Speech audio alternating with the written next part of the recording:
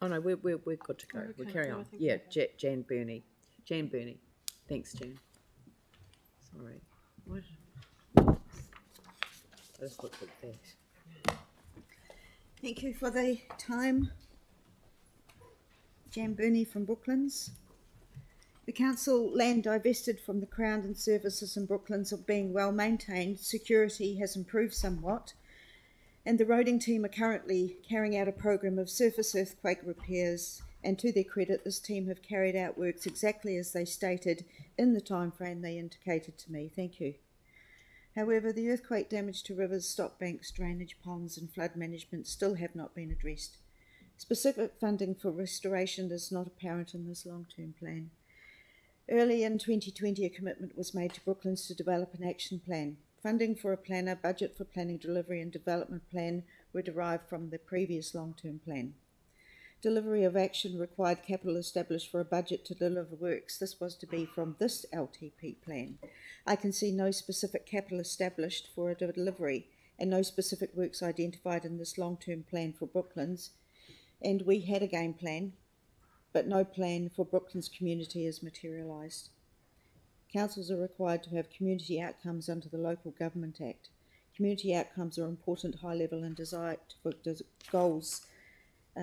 goals and aims to achieve. These outcomes seek to improve social, economic, environmental and cultural well-being now and in the future. They are used as a guide to inform the planning process and set out priorities. They also help to focus on a vision.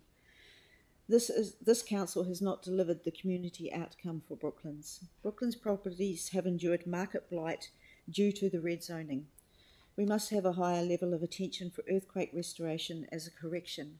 I note that a number of submitters are seeking improvement. Brooklands needs the loss restored. We are still at recovery.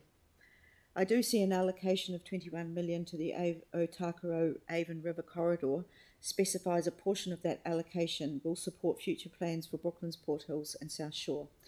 This is too vague for a long-term plan. Brooklands was managed by Sarah, Regenerate Christchurch, Council, Community Board, Parks Unit, and now a budget is identified in this long-term plan as being passed to the Otakaro Avon River corridor. The Waitai Coastal Burwood Community Board committed to supporting Brooklands in a written submission to the previous annual plan. The board's oral submission diverted that to this LTP.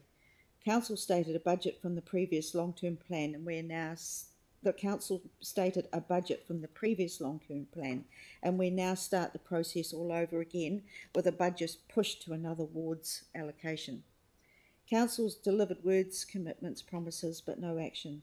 Disappointed, confused, frustrated, yes. The council game plan is not right if the council will not provide specifics. The LGA provides that specific funding and financial management policies and information are provided. For this LTP, I am asking the council to provide specific timeframes, specific projects, specific works and specific budget for Brooklands and, importantly, delivery. Thank you. Thanks very much, Jan. Thank you for making the time to come and make a submission. That's come to the end of the time, but okay. Thank you for doing so within the time allocated. Thank you. Much appreciated.